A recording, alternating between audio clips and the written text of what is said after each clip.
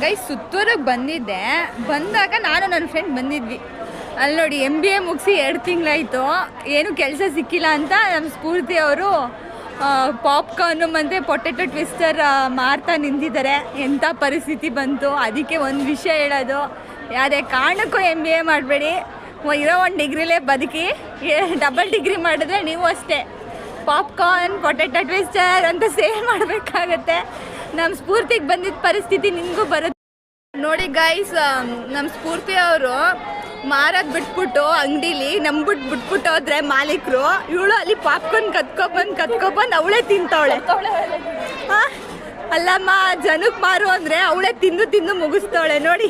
MBA ಮುಗಿಸಿದ್ರೆ ಇದೆ, MBA ಮುಗಿಸಿ ಇವಾಗ ಪಾಪ್ಕಾರ್ನ್ ಮುಗ್ಸಕ್ಕೆ ಬಂದವಳೆ. ಕೆಲಸ ಸಿಗದೆ ಅವ್ರಿಗೂ MBA ಮುಗಿಸಿರೋರಿಗೆ ಇಂಥ ಪರಿಸ್ಥಿತಿ ಅಂತೂ ಬರಬಾರ್ದು. ಅದಕ್ಕೆ ಹೇಳೋದು, ಕಾಲೇಜಲ್ಲಿ 4th ಸೆಮ್ ಇದ್ದಾಗಲೇ ಕೆಲಸ ಹುಡುಕಿ ಅಂತ.